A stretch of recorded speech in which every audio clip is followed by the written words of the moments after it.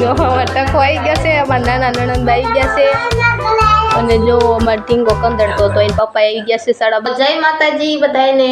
તો જો સવારમાં થઈ ગયા છે તૈયાર ને બધું કામ થઈ ગયું છે. અને જો આજે તો આપણે છે ને મહેમાન આવવાના છે. મહેમાનમાં કોણ આવવાના છે ખબર છે? મારા નાના નણંદ બા આવવાના છે. તો નીકળી ગયા છે અને બરવાળા પણ પગી ગયા છે અને પગવાની તૈયારીમાં જ છે. જો ત્યાં તો મારો ઢીંગો જાગી ગયો, અંદર ઉકારા કરતો હોય. ઢીંગા ચાલો, ઢીંગો પણ મારો જાગી ગયો હોય. અને તો હવે થોડીક વારમાં મહેમાનને પગવાની તૈયારીમાં છે. તો હું મારા ઢીંગાને ચાંદ દૂધ હટપાઈ દઉં. તો હવે મળશું હવે થોડીક વાર પછી. તો મહેમાનને પગવાની તૈયારી છે પણ હું ધીરે ધીરે હવે રસોઈ ચાલુ કરી દઉં. તો મહેમાને આપણને કીધેલું હતું કે હું જ્યારે આવું ને ત્યારે મારી માટે મૂળાની ભાજી બનાવજે. તો મેં સવારમાં દાદાને કીધું વાડીએ મૂળા લઈ આવો. તો દાદા જો ઘણા બધા વાડીએ મૂળા લઈ આવ્યા છે. જો તો હવે મહેમાનને પગવાની તૈયારી છે તો ધીરે ધીરે મૂળા કાપી નાખું. તો આજે આપણે બનાવવાની છે મૂળાની ભાજી મહેમાન માટે. તો ચાલો હું બનાવી નાખું મૂળાની ભાજી. A few moments later. ચાલો આપણે જો ભાજી વઘારી નાખી હોય મૂળાની બતાવો. જો ભાજી આપણે વઘારી નાખી ને લોટ પણ બાંધી દીધો. આપણા મહેમાન તો હાજર થઈ ગયા, પગી ગયા છે આપણા મહેમાન. જો બતાવો, જો હાલો ઉતરાયણ કરવા બધા કે જો અમારા ટકો આવી ગયા છે, અમારા નાના નણંદ આવી ગયા છે અને જો અમારો ટીંગો કંદડતો તો એના પપ્પા આવી ગયા છે. 12:30 થઈ ગયા. જો મહેમાન એટલો બધો ભાગ લાવ્યો.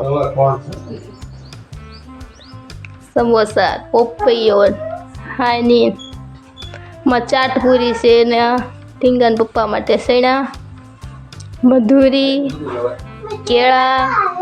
તો એટલો બધો ભાગ આપણે નણંદ બા લઈને આવ્યા હોય. તો ઢીંગુ હાટું લાવ્યા છે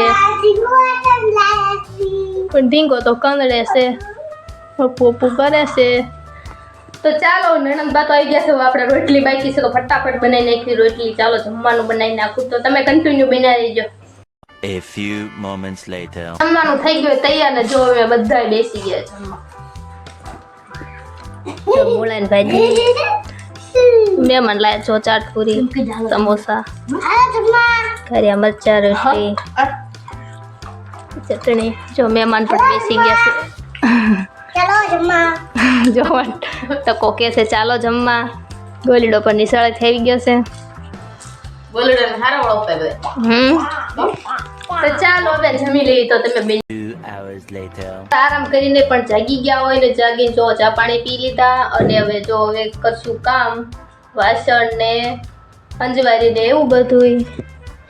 જો આવું બધું પડ્યું છે. સૈણા ખાધા તો જો આપણે કપડાં હિંકેલવાના પણ બાકી છે. અને આપણા નણંદ બા ગયા છે ધાબુ વાળવા. ઉત્તરાયણ આવે છે તો ધાબુ તો સાફ કરવું પડશે. તો નણંદ બા ધાબુ સાફ કરવા ગયા છે. તો તમે બિનારી. તો નણંદ બા આપણા વાળે છે ધાબુ.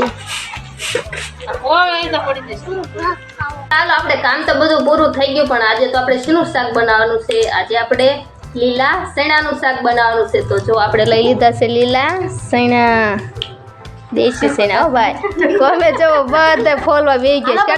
છેના ફોલવા. તો અમે જો દેશી સૈણા ફોલવા બેહી ગયા છીએ. દેશી છેના ફોલવા તો ચાલો અમે ફોલીને ફટાફટ શાક બનાવી નાખીએ.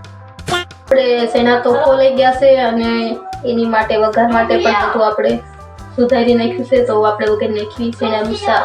તો જો આપણે આમાં તેલ નાખી દીધું છે 4 પાવડા. હવે આપણે એમાં નાખવાની છે હિંગ,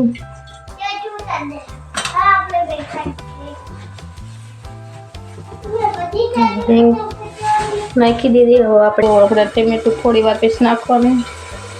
સૈણા થોડીક વાર પછી જલારામ મસાલો પછી બધું સડી જાય પછી તો આપણે ડુંગળી સડવા દઈએ થોડીક વાર. પછી આપણે નાખી દઈશું થોડુંક મીઠું.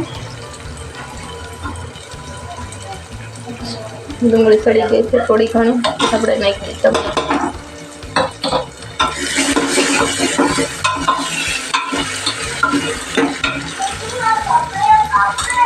આપણે હળદર નાખી દેવી, ધાણા જીરું,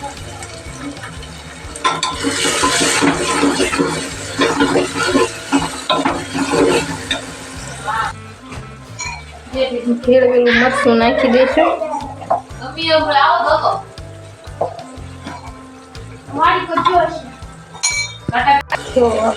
જો આપણે સરસ ગ્રેવી થઈ ગઈ હોય તૈયાર. હવે આપણે એમાં નાખી દઈશું સૈણા.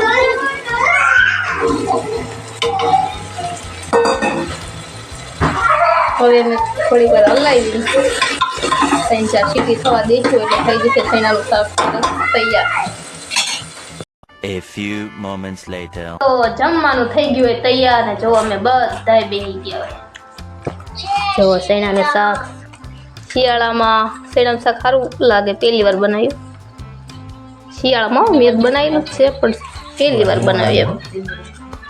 જો અમને તમારે બહુ સૈણાનું શાક ભાવે. કાલે સારું બેન સાયકું નથી તો શાકવા માંડે. હાલો મારા નણંદ પણ બેસી ગયા છે. એમને જ કીધું હતું બપોરે, એમને કીધું હતું અત્યારે એમને જ કીધું હતું સૈણાનું શાક બનાય. તો ચાલો અમે બધાએ જમી લેવી. અને જો મારો બ્લોગ તમને પસંદ આવ્યો હોય તો લાઈક, શેર અને સબસ્ક્રાઈબ કરવાનું ન ભૂલતા. તો જય માતાજી, મળશું હવે નવા બ્લોગ સાથે.